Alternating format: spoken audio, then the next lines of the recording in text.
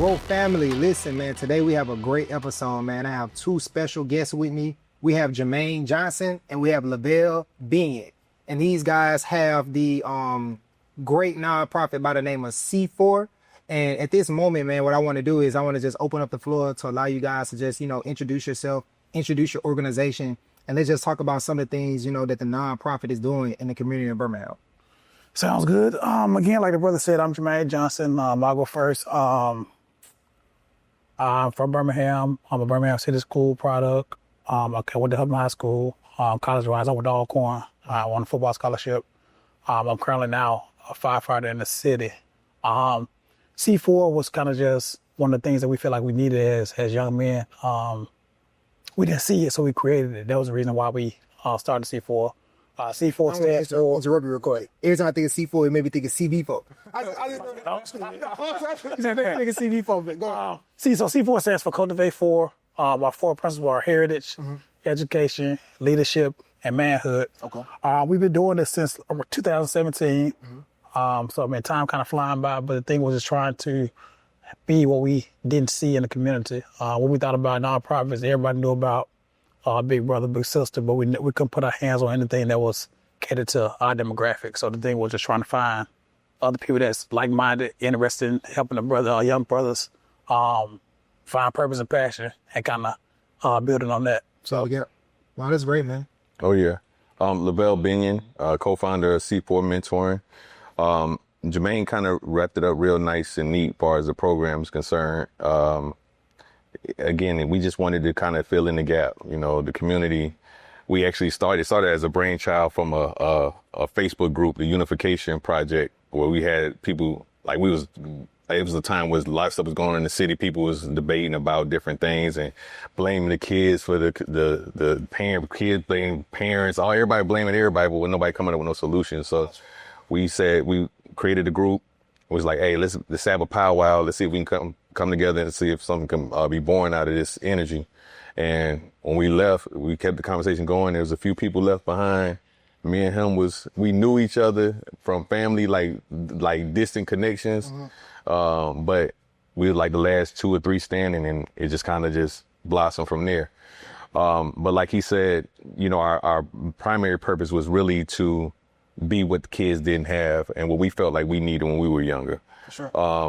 But out of that journey, I think we got a little bit more development than we finally poured into the kids. You know what I'm saying? I think we all grown as men as a result of this journey. Even some of the guys that's not even around us no more. You know what I'm saying?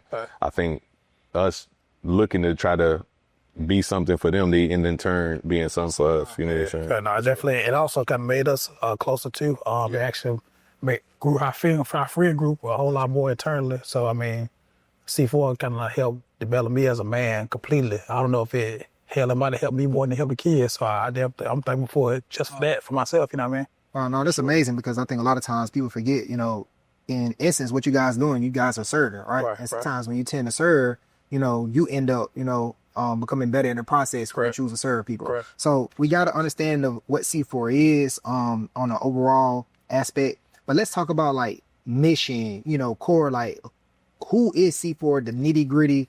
Talk about some things that you guys have done. I know we're going to talk later about, some big things C4 has done, but give us some examples in Birmingham, some active things you guys have actually done in the community or in the school system. And also to add is grade levels and why. Okay. I know it's a lot of question, but I started off because I was going to go into the purpose piece. All right, so we catered initially to 6th grade kids, and we follow them all the way through high school and beyond. So as he stated, we got early when we was having a sidebar conversation, we got kids that's 21, 22 years old that we have built relationships with over the years. But the purpose of C4 is to engage youth at 6th grade level, identify interests through putting them in front of professionals like yourselves. Like we might have y'all come in one day and talk about the things that y'all actually do. And hopefully the kids, through your passion of what you do, they may become interested in and want to know more about it. And then now we start to find like-minded kids that's interested in what you're doing, and we connect them with people that's doing things that they're interested in. Hopefully the thought process is those interests then turn into a passion for something, and that passion then ultimately turn into purpose. So every mentoring program says they are in the business of purpose, but I don't think it's a bad thing. You know what I'm saying? I don't care if it's 20 mentoring programs trying to help young men find purpose. We win. You know what I'm saying? But that is the core value of C4, and we do it through the Helm principles. So heritage, education, leadership, and manhood. So heritage is important to know who you are and where you're from, what you come from, to know where you're going. Education, we always highlight education. We may not be like looking at their homework, but we're always bigging up education, the importance of education, formal and informal education. Leadership, we're always trying to put them in a position of leadership, even when we have them in proximity of each other. Who's going to step up and be the leader today? Who's going to lead this activity? So leadership is an element of it, and ultimately manhood. Right. Just being a man in every sense of the word. We don't believe in toxic masculinity and all that weird stuff. You be a man, you know what I'm saying? You stand on the things that historically men have stood on, and we hold them to that standard. You know what I'm saying? So that's kind of the purpose and the undertone and the foundation of the program. You want to add something? A few things we had done in the city for a few years, I guess about 4 or 5 years, we had a ball in February. So it's called the Heritage Ball. It's pretty much just trying to bring in the everyday people that support the program, letting them come out and sponsors. No, they're not sponsors, they're just everyday people. So that's the thing. Most of the time we see big events like Black Tie Gala events, it's always about the who's of the city. Right. Our event was to help just people that support the program, people that are interested in the program, people that want to get dressed, look nice, and have grassroots type. Yeah, exactly. It's the people that just here in the city that say, okay, I want to look good. I like what C4 doing. I'm going to put some clothes on and support the program. Right. We had, like what we talked about earlier, we had our Suits for Sins deal that we do. Early on, we had a kickball tournament. We've been in 5 or 6 middle schools. We started out at Smith Middle School when we first started. We've been at Hayes. We've been to Huffman Middle School. Been to Green Acre Middle School. Yeah. So we've been in the trenches. Yeah. You guys around, bro. Yeah. So reality, bro, we just seen hundreds of kids, ideally, you know what I mean? So the thing is now to just kind of toot your horn. See it, yeah, low key, you know what I'm saying? But 7 years later, kind of seeing these kids as young men, you know what I mean? It's a win. Like a kid hit me in my inbox probably about a week ago, you know what I'm saying? That he was kind of one of the kids that was in the program probably about 5 years ago. He was kind of like just like I just want to tap in with you. Like I thought about you. I said I just want to tap in and see what you got going on. Just random, like, you know what I'm saying? Like just to see somebody care enough to say, hey Jermaine, what you got going on? I'm interested. I had a kid that I had met at Fairfield. He's 22 now, so he had to be about maybe 4 or 5 years ago. And I was on a call yesterday, and I'm sitting on the porch just waiting on the ambulance to come. He called me the truck. He going to work, but he hopped out and said, Jermaine, he can walk up and hug me like I'm saying. And the crazy thing about it was, I wasn't even supposed to. That wasn't our call. Like we weren't even supposed to be there. You know what I'm saying? So that's what he's like, bro. He like sometimes stuff just happen in crazy ways. That he hugged me. It's like a real hug. Like damn, I miss you, bro. So the thing is just trying to make sure you're there for kids. Early on for us was our biggest thing was trying to align purpose with relationships. You know what I'm saying? For us, and a lot of this stuff been coming out of our pocket the whole time. For us, our L being relationships. And you can't L for us as far as our mission as a program. You're not monetarily. Monetarily. Lost a kid end up going to a certain route. That wasn't the plan. Like we're not tripping out the money. This is part of we got into. Facts. Monetarily, we can't win our relationship. So for us, starting out, it was all about relationships. So for us to be on the backside of having real life relationships, I mean, it's a win, bro. We're like, we ain't tripping on the bread. Oh, that's amazing, man. Like, I really just want to take the time, like, to flat it up because it's like, I think a lot of times, bro, in the city of Birmingham specifically, from an objective point of view, this is Murderham, right? Right. Sometimes in the news and in the media, people don't highlight this. Black men who are literally giving back to the community, and these are not child kids. And I hate to say it, but the caveat of it is, we have older adults, elders, F them kids. Them ain't my kids. Send their ass to jail, right? And you guys are mean kids where they are, man. And to see that you guys not only are actively doing the work, you've done the work, and it's just like a business. Like the review is, hey, a kid is reaching back out to me and saying, hey, like you changed my life. Hey, bro, like come give me a hug. Like even that type of vulnerability for a kid to hug you. Sure. Like that isn't even a thing. Sure. You know what I'm saying, in our community, man. And he the thing about it, he like one of the ones. Like he ain't no, So- he ain't soft by no means. Like on the tip of like bro, I appreciate you. That's why I felt. You know what I'm saying? Yeah, exactly, 100%. So let me ask y'all, gotta get a little controversial, you know what I'm saying? So in this nonprofit space, it's a lot of crooks. Right. There's a lot of people who are getting this money, do one school event, pocket the rest. Right. I don't want to get into you guys' books, what you guys have received, right? But I know you guys have also witnessed that, right? So let's talk about that. Like what separated you guys, like, you know, because I'm pretty sure you guys had opportunities to misuse funds and stuff like that. Like most nonprofits are over within the first 2 years, right? Because they get the money and they can't raise no more money, right? So like talking about you guys using your own resources, right? I don't know what alliances you guys may have with the city or sponsors, but let's talk about how you guys kept this going, right? And like what kept that, you know, thorough mindset and that character about not misappropriating funds and things like that. Like what kept you guys on, you know, the up and up with that? Well, for us, that was one of the key elements of the program. Like I told him, I never really wanted this to be a nonprofit. We never really talked about that in the beginning. We was just talking about just doing the work. Like people were saying, this is what you got to do to be honest. Like It's exactly right. So we kind of align with that because that's kind of the steps of Right. nonprofit world. And then the thing about it is one of the things, and the knowing what you said was something that actually happened.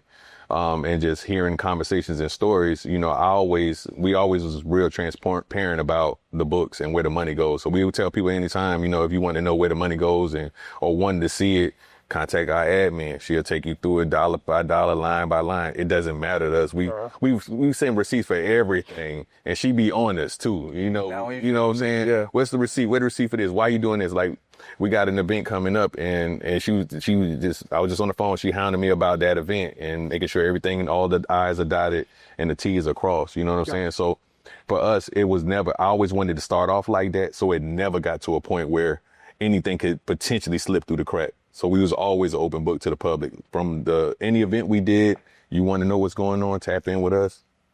We'll find out. Because you know, at the end of the day, people are always trying to pull your card on the bread. Exactly. You know what I'm saying? So that's the first thing they're going to say is, hey, you got XYZ because you got a nonprofit. You know what I'm saying? What So, money like, at? yeah, exactly. What They bread watching. They watching. Yeah, exactly right. So like we even play like that. Like there ain't no bread like that. You know what I mean? So, Sure.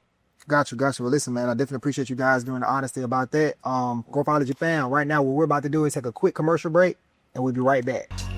Out.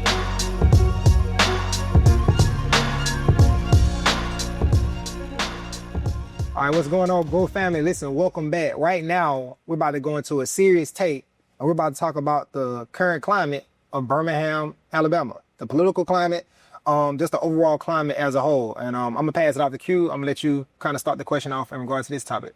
So obviously, you know, we all on Facebook, and y'all been seeing everything been going crazy on Facebook the past few weeks. How do y'all feel about the Birmingham politics regarding elections, regarding initiatives, regarding nonprofits, whatever? I think I got a contrary perspective. I like it. I like anything that gets people talking about politics, especially local politics. say, you like the riffraff of it, or you like? I like just the engagement period, because I think it's a little bit of, because to me, I really wasn't paying attention to it till I got a hold to that. And Let's speak about that. Like, what's that? What you talking Exactly. about? Stay around it. What's that? What's her name? Gavan. I'm here. I'm ready. Watson. What she say? I'm here. What's that thing? I'm ready. Make sense, lady. Make it make sense. Yeah. And everybody was like, you know, she's a little rough around the edges, and she's a little awkward at times, but she does raise some very interesting points. And I was listening to her interview with I believe Joe Lockett, and she was breaking down how she was like, she had made a point to say West End really isn't bad. And, you know, everybody's perception is West End is bad. Right. She said it's not really bad, it's dormant.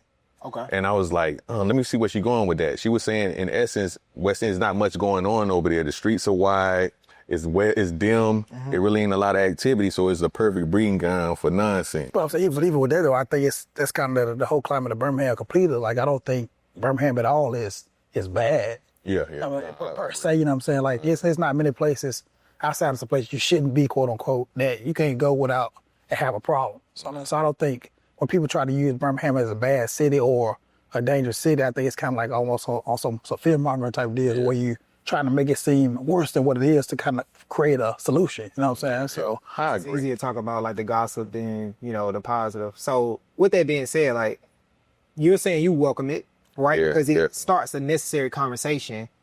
You're also saying some of this is like clickbait because regardless of where you go across America, Right. it's a hood everywhere, right? right. But on the flip side of that, has Birmingham got better? In you guys' opinion, does Birmingham have a long way to go, right? We talked to the mayor and he basically emphasized some great things that he's done, some great things he's going to continue to do. But I mean, you're a firefighter, like you're literally in the streets, right? So like you get the call, so you're first responder. So like, what's your take on what happens on a day to day? Like, Man, I would say, man, see my friend, like shit happens, you know what I'm saying? So like it's not for me, it's unfamiliar with seeing things happen in the city. I will say Birmingham has a more poverty-ridden area than most areas, you know what I'm saying, outside suburbs or metro. You skating? The metro area. Metro, you see, using metro area. We need neighborhoods, bro. We need easy. I mean, west. Like people say, I'm gonna say the west side. The west side. I forgot he from the east side, y'all. So like, all right, so you saying the west side? Must be the west side of Kansas, the east side. No, but Go ahead. like just certain sides of town like have way worse situation than other areas. You know what I'm saying? Like, we see the transition of areas. We see how the east side or Center Point area is kind of coming down compared to what it was 15, 20 years ago. So we see the Transition. the transition. Developments, yeah. Possibly due to gentrification, you know what I'm saying? But I mean, at the same time, like, what do you expect to have in the areas there's nothing going on? Like you do real estate. Like, so we're looking for houses in rundown areas to bring up to match your comps to get more money. So the win is like we trying to find houses that are not dilapidated, but we want houses that are in reasonable neighborhoods where Good house structure. People are in a reasonable amount we can pay. Exactly. So we need the city to be good to win in the real estate game. You know what I'm saying? So ideally, for me, going back to what Ville said, like I just feel like Birmingham, like bro, like we the civil rights capital of the world. Like surely we got better candidates than we could possibly have that we got going on now. So you know we need candidates, so they shouldn't be running right now. The mayor that the guy we got, he's doing a great job. Or you feel like we need? What you saying? I didn't necessarily say he's not doing a good job, but I'm saying just as far as we need, it should be another candidate. Like it should be another Competitor, yeah. competitor. Like for me right now, like realistically, like There is no competition. there's no competition, bro. Like I will say that just like, coming from where we come from, and I know the mayor personally, both, alphas, both went to the same law school, I think he's done a great job. I think, unfortunately, just being, a younger person and looking at the political climate, I'm actually taken aback as well because it's like, I should run for mayor. I'm like, this is what's going on. Mine, I have no intention on running for mayor at all, right? But when you get to looking at, these people's backgrounds, I'm like, well, no offense against Miss Van, but like I haven't heard anything about her platform. I just keep seeing the That's the point. That's the point I was making. Like when you pay attention, you realize that it ain't just the stuff people putting on Facebook and laughing at her about. When you actually take the time to listen to what she's saying, you may hear something that is of substance, but it gets drowned out by all the. Now, hold on. I will say, right, the caveat that is, her ass has been leading with it. Yeah, like Listen, I definitely understand that, but I think this is the climate that we in. So you're feeling like she's adjusting, and maybe... And hold on, let me go break it down, though. It's because she's older. She don't know. You know what I'm saying? You think like, this is working in my favor, but like we're not laughing with you. Yeah, working against you. That's her team. That's right. That's the whoever her team behind her. She just this is not what you should be doing. She's out of that age bracket to be doing all of that little stuff. She just need to stand on business and stand on her credentials if she has any or whatever the case may be. But to me, like I say, I think the benefit of this is anytime you get people involved in talking about local, if you can get them talking about local politics, I think it's good. But I think we can't just always just be looking for the entertainment or the banter back and forth or that nonsense. Really listen to what she's saying. Listen to those long interviews, those long podcasts. You're going to hear some of the substance without all that other stuff. Because I watched that interview and I actually walked away with, all right, I understand what she's talking about other than make it make sense. Right. And it's like, I hate that she feels, and maybe that's like the catch-22, I think, unfortunate of like, older I don't know her age, so I don't want to call her like an elder or something like that. But like the catch-22 sometimes. No, don't like you said, don't tip her. She's a elder. That's why she's out here doing. You know, with a woman like they don't play by the age. Exactly. But She's older woman. She's an older woman. Okay, so She's an older woman. she's an elder. So all I'm saying that She's elder though, but she's older. She's a mature woman, right? okay, that's we'll roll with that. And what I'm getting at is, something y'all crazy. So what I'm getting at is, I think sometimes, man, and this is not just with women, this is also with men, right? I think there's a bigger topic I kind of want to hit on in the community to where, so I went to Alabama State, right? I majored in history and modern political science. And when I was getting ready to go to law school, you start to travel and meet other people at other schools. So the University of Alabama, in the political system, they have something called a machine. And the machine is literally when you're a freshman, bro, they have already chose who's going to be the next SGA president. That SGA president has a direct funnel to becoming a state representative or a senator. So like, not saying, just people of other races, but particularly, if we're going to be honest. Put you in the machine. Say again? They put you in the machine. Huh? Yeah, they put you in the machine. Is like, we know the next 4 years, you are a guy. So like, even right now from the Republicans, not to get political, but like, if a Supreme Court justice step down, they not stepping down until they got a replacement. So like, I think the issue sometimes, I think in our community, especially among people of color, or in Birmingham, like there is no older person who's the younger person that's finna come. So like I don't know. I'm not disrespecting anybody. I don't know what's going on behind the scenes, but usually, when you look at all these people who've been in office, whether it's Bell, whether it's Kincaid, whether it's Langford, like none of them had like, hey, this the mentee, who up next. Right.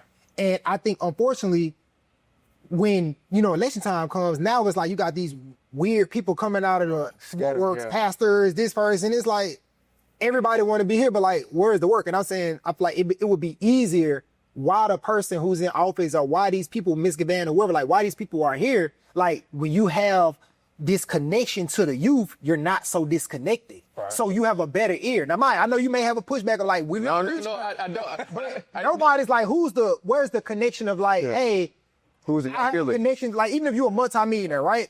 If you're a multimillionaire, everybody like the word mentee, mentor. I hate that, right? I think like mentors are God chosen. You know what I'm saying? Like you'll be lucky to have 1 to 2 real mentors, right?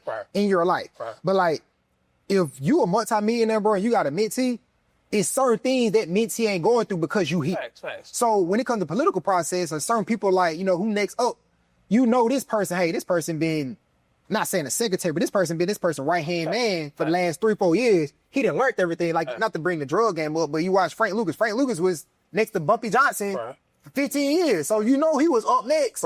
So I'm saying, unfortunately, in other cultures, they do that, right? In other cultures, hey, he's the next CEO already, right? When Warren Buffett just up down, this guy was already picked upon this announcement. Like, they're strategic. We just, these people, when they come to our environment, they're making decisions. I can do it. They make, I think I can do it. they still, right, but you know what I'm saying? Like, they making plans 30 years ahead. No. All I'm saying is, outside of who's in office, right? It shouldn't be that hard to be like, we know Brooke. I see him coming. I see him coming. We don't know Birmingham, like, boy, man, what the league? It's old, like real time. It's going to the trenches. It can feel like that. Exactly. You got something to say, man? No. I was just gonna say I don't disagree with that, but I also look at it as gatekeeping, and I think we definitely have that. Let me land. That's got the gatekeeping out of this. I don't think it's no. Go ahead. But this is what I'm saying. When I hear that, I think this is what we buck. We buck that whole thought process of that nepotism of that happening. When somebody else do it, we got a problem with it, right? So you think nepotism? I'm all for nepotism. My issue, and not to like cut your thing short, but my whole issue is if you my brother, you my pop, like forget it. Like my son, I got 2 sons. Understood. For sure, you ain't. Yeah, sure. Hey, right now, Donald Trump is already lining up his young boy to be president. Like that's supposed to happen. The problem is, let's take the family member out of it. I feel like in our culture, specifically people of color, right? And I've heard Africans, like Native Africans, like people that are not African-American descent. Right. We as a people have an issue of like legit helping. Like if you got $1 million business or whatever, and I'm trying to get in that business, like real quick in Birmingham or anywhere in America, Chinese, when they come, they have beauty shops, they have Chinese, right? They're automatically working on somebody else to come and get a Chinese store, get a beauty supply store. Mexicans, tire shop. They gonna send some money back. They gonna open up a tire shop. Anywhere else, gas station, right? Colombians, Cambodians, donut shops. All I'm saying is with us, who is, what are we known for? So what is in the black community, right? And this is getting a little off the subject, but what is the business or what is the lane in the black community to where we're intentionally helping another person? Drugs. Tech. Drugs. People ain't even putting the young people on drugs no more. Tax business. But my point wasn't to say that that's I'm saying you asked why is it not happening? Because we grew up like looking at things from that perspective. We didn't like it. So I think just same thing with music, right? We watch the music industry. If you've been watching the music industry from youth to now, you had the record labels there that dictated what was the taste of the flavor. Now everybody independent. Now everybody independent because we buck that system. We tend to buck systems, and this is why you don't have that somebody coming behind. Everybody's fighting their way up, and once they get up there, I had to fight my way. Now you got to fight your way. Yeah. I'm talking about as far as us. Yeah. That's what I'm saying. That's the why. I'm not saying this is what it should be and this is the right. It is. This is what it is. I agree with that. Got you. Now, that's a real great take. Listen, I get that. Grow family, we be right back. Quick commercial break, and we're going to finish this conversation when we come back. We out, y'all. Oh.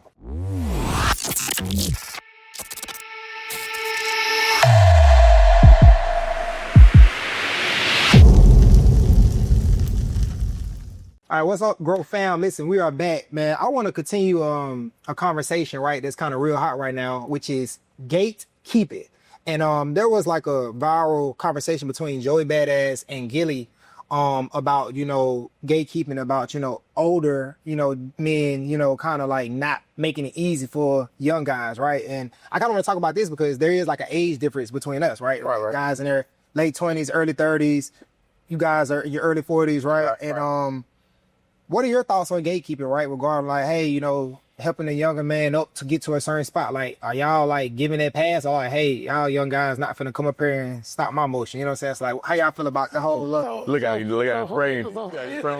He framed it different. So make sure y'all older guys not hate on our younger guys. But nah, for real, like for me, bro, like nigga say deep. With a gatekeeper, I just say like, bro, like random cats. Like I'm not with just giving out just free game. Wealth and all this random cash. You know what I'm saying? Even with the kind of climate we in with people trying to set mentors, coaching, like everybody give you the game that's already passed. Like, so everybody make it like they out here give you hella game, wins.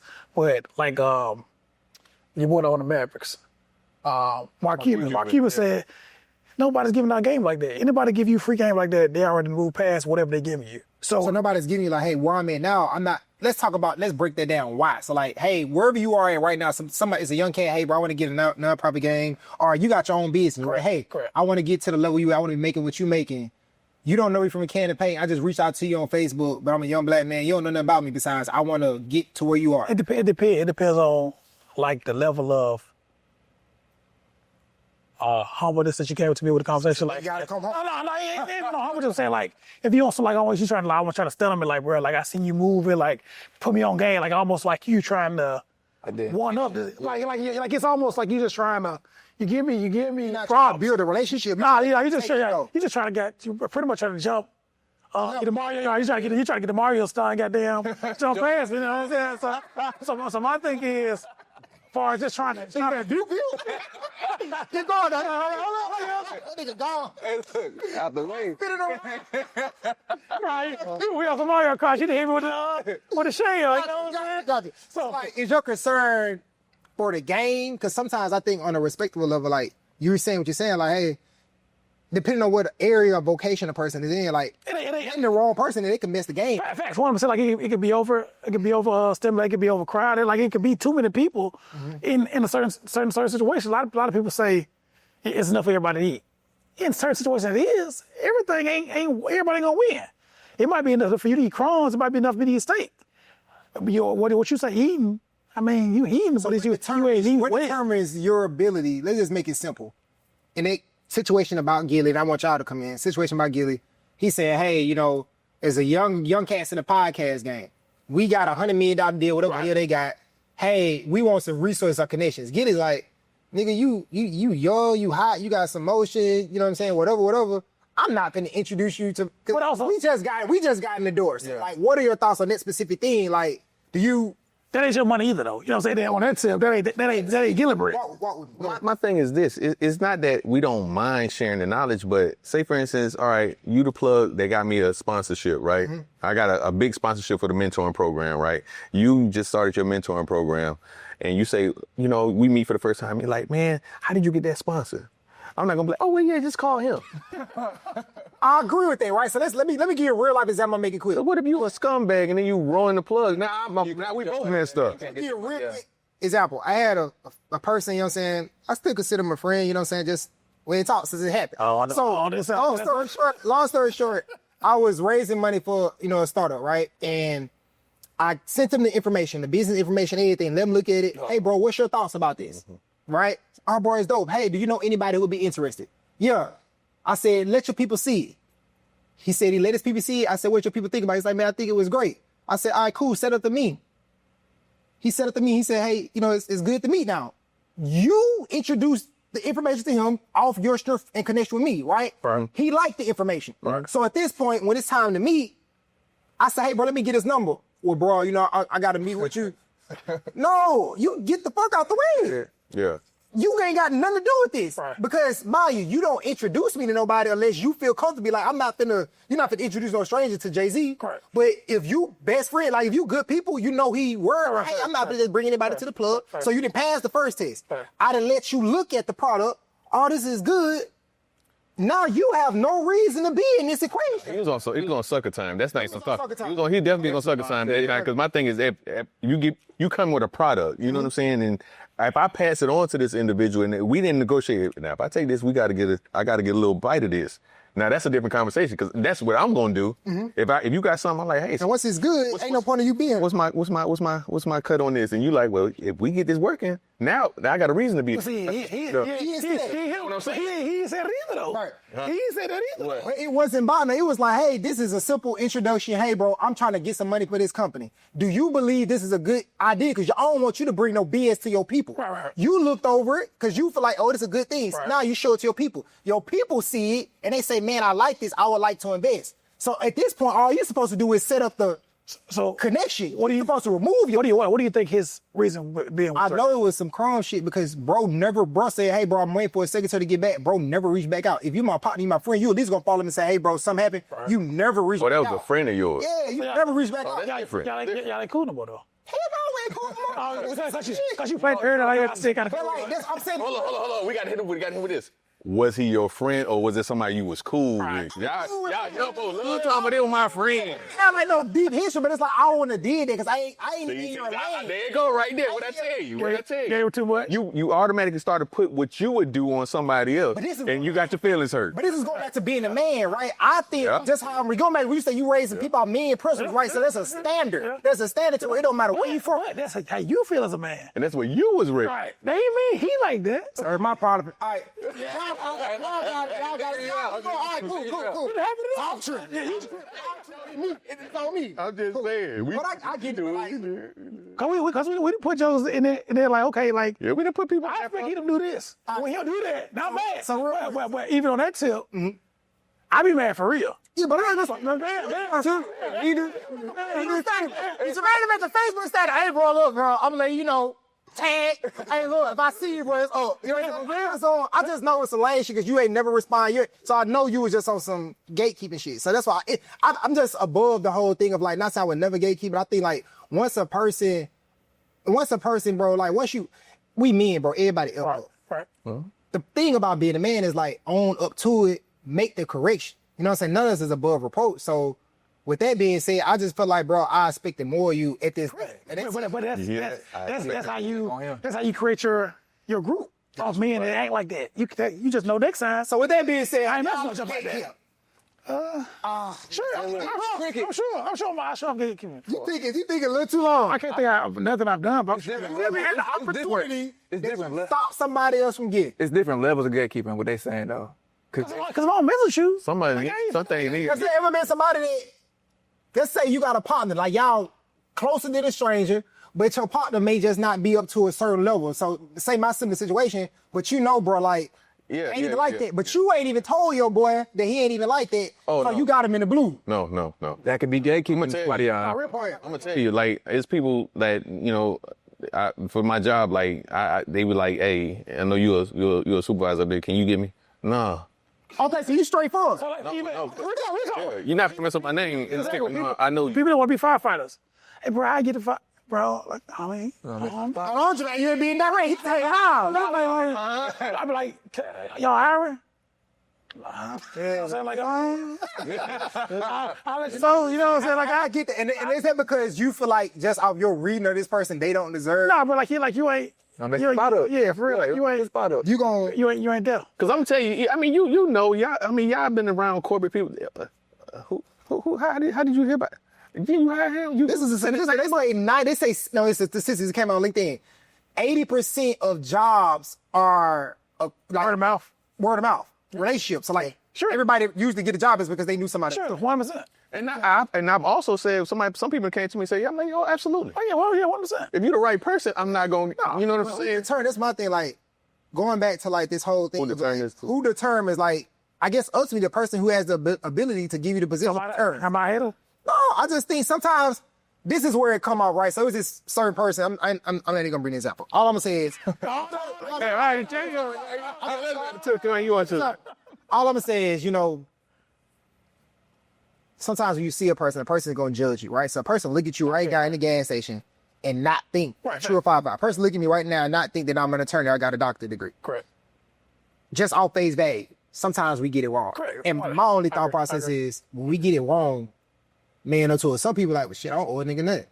I feel like as a duty, as a person of color, like sometimes we the only people feel like that we don't have an obligation to help people get to another level. Everybody else understands that you literally have an obligation to help somebody, bro. So that's kind of what we do. Exactly. That's what. Because now I can see your character and I can help mold your character, make sure you're prepared for the opportunity as opposed to me coming off the street. I don't know you that well. I don't know anything about you. You asking me to put my name on the line for you. That's unfair for you to put me in that situation. You know what I'm saying?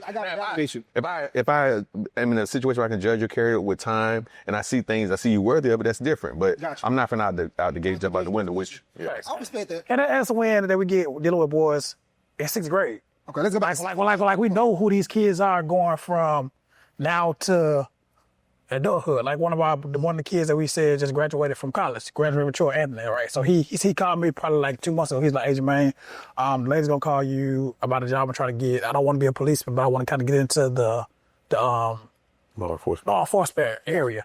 I'm like, cool, I put you down for a reference, bet, cool, solid.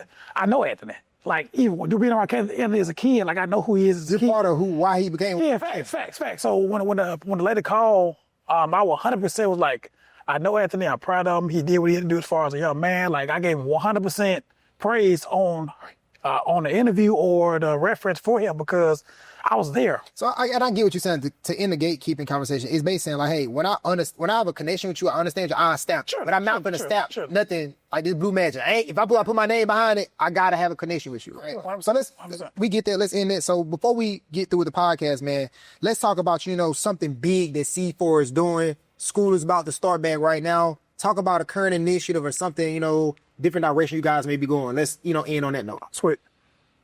One of our big initiatives right now that we're putting a lot of energy and focus behind is our Suits for Senior initiative.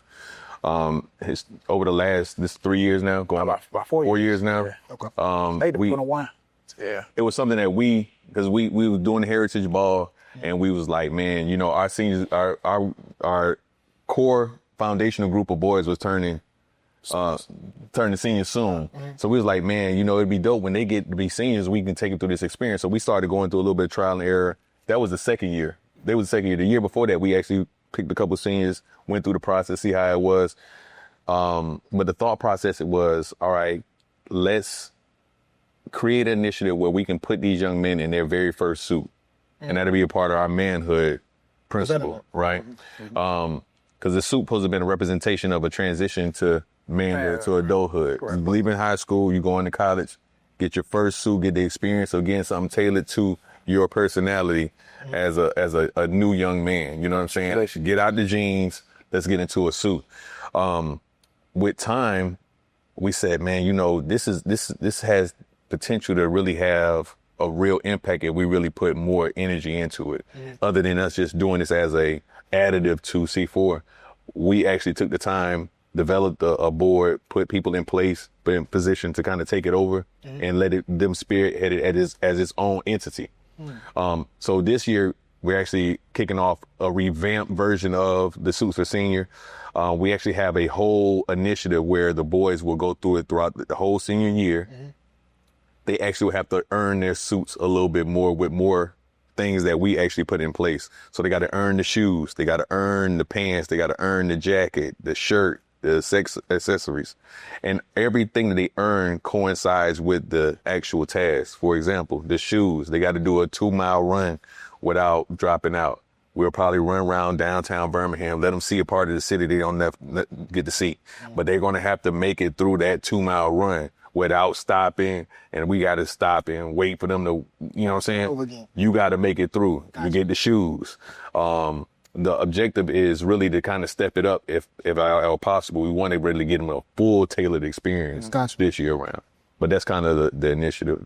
Man, that's dope, man. Listen, I can't lie, man. It was a great opportunity. Getting to talk to you guys, man. Definitely impressed about what you guys are doing, man, as young men in the community of Birmingham, man. I can say there definitely needs to be more like you guys. You guys have definitely inspired us, man, and we definitely want to talk off camera about, you know, maybe us kind of working with you guys and being able to support you guys' initiative, man. But outside of that, man, this was C4 nonprofit. You know, we have Jermaine Johnson and Leaveil Binion. Right. Hey, bro came in here and said, "Don't mess my name up." We got so we can cut it out right now. Cut it out right now. But listen, man, it's good seeing y'all. We'll catch y'all later, Grow fam. We out.